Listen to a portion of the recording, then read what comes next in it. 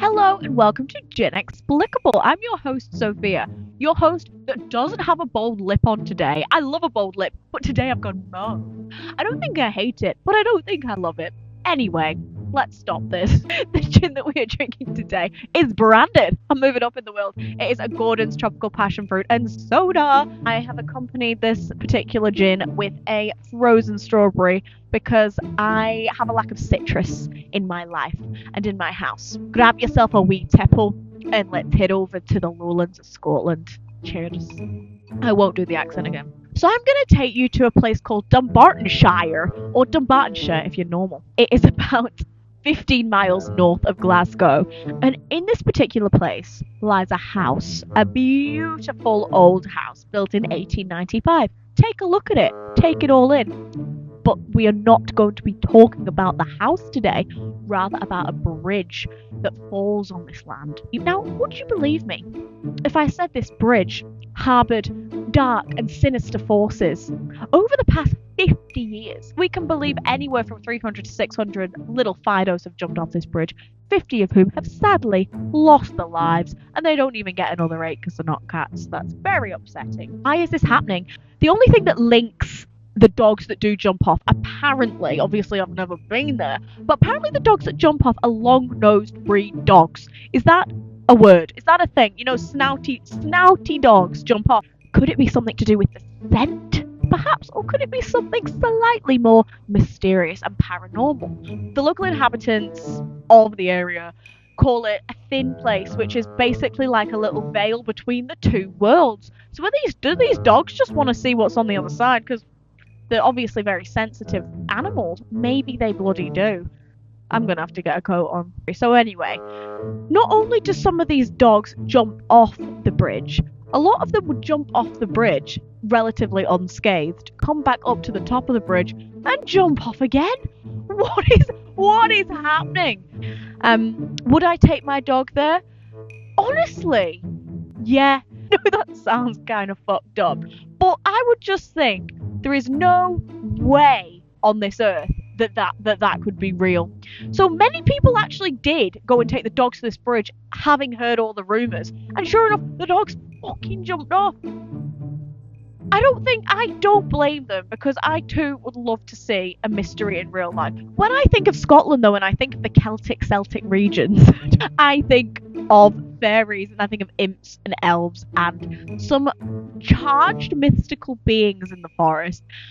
So I wonder what's going on, and I really do want to know more about elves and imps and fairies and things, because where did these stories come from? They didn't come from nowhere. I also one time fully believed, like, this is gonna sound stupid, or an imp / leprechaun when I was 5 years old. I know what I saw in my grandma's. I know what I saw, and I think that there's some mystical beings at play. I don't know. I know that sounds strange, but I know what I saw, and maybe one day I'll tell you the story of it when I have more than 2 followers. When I tune into like my senses, to my spidey senses, and I'm thinking, like, what is going on with these dogs? I am thinking, like, my logical brain will tell me about scent, and think, oh, there's something obviously that smells good. But are they being called down by some sort of dog overlord that's telling them to come down? I don't know. Maybe I think it's just there's some meat that smells good down there. So that brings us on to theories. The first theory is there are minks below. So hunting dogs like the scent of minks. Now, I don't really know what a mink is, but I know it's obviously something dogs like. Okay, so the thing with this, I'm not all that sure dogs would be that stupid. Only some dogs are stupid. Like, I feel like quite a lot of them at least have like a regular baseline intelligence. I don't believe that you just smell a minx and go over a bridge, because that's silly. Nor would you do it twice. That's the thing. Why would you do it twice? Okay, maybe once, maybe one and done. You're like, holy fuck, why are you doing it twice? So that signals to me there must be something deep. But the minx is it makes sense. It makes scientific sense. There's actually a dog psychologist who was thinking that too. He thought some stuff. The dog psychologist thought that the depth perception was messed up for the dogs, because obviously dogs aren't as tall as humans. They're not seeing the same things we are. But from the depth perception for the dogs, it looks like the stones and the bushes and stuff might affect the perception. They might just think the bushes a regular flat ground. I don't really know. I think that is a very valid explanation, as is the minx one, right? But need I say, many dogs have jumped once and then jumped again.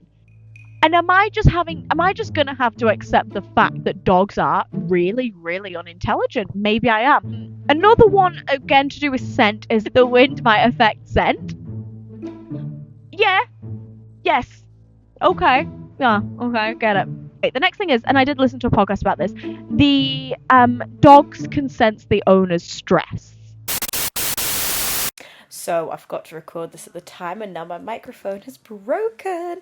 But what I was going to say is, of course I know that dogs are sensitive beings who can definitely pick up on their owner's mood. But am I to believe that just because bloody Mandy from down the road is having a shit day, that Bella the bulldog is gonna think I'm gonna fucking take my own life? No, because dogs don't have that in them, you know? They really don't. So while I'm sure dogs can pick up on the owner's mood, I don't think they're gonna bloody top themselves. So if we were to delve into supernatural theories, it would be a pretty easy one to say that obviously the Overtoun estate is haunted because it's kind of old, and there was a lady Overtoun who died and might be like just haunting the place. But to me, I think there's a lot of haunted places. There's a lot of haunted places all over everywhere, and that doesn't automatically mean that dogs are jumping to the death. Like, no, I don't like it. Okay. No. Okay. Or maybe like the place is cursed or whatever. But what a very, very specific curse, if it is a curse. I don't really agree with any part of that. What like slightly is interesting to me is this bridge between worlds kind of thing, like the thin veil, the thing. Because, okay, why, like, I'm sorry.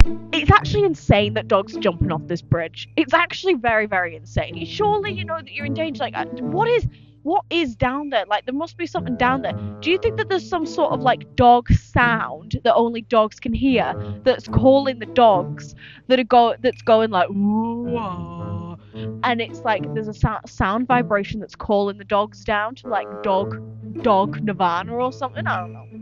I don't know what's happening. The thinness of the veil thing is like quite interesting. Because why do dogs want to go to the other side? Do they know something we don't? But maybe it's also nice in a way, because maybe we shouldn't fear death. You know, there's not a lot of meat to this story. No pun intended. Not enough dog meat to this story. So that's pretty much it. We can theorize how we want and with what we want, and at the end of the day, like, that's it. Really, I don't understand it. And whatever. There's not an explanation. There's not an explanation for this. So please tell me your thoughts, theories, feelings, and reactions.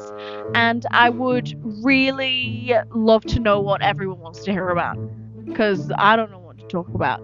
Stay hungry, stay foolish, stay drinking gin. Unless you're an alcoholic, and then drink non-alcoholic gin. Run yourself a bath, because it's cold, not because you smell. Okay. Bye.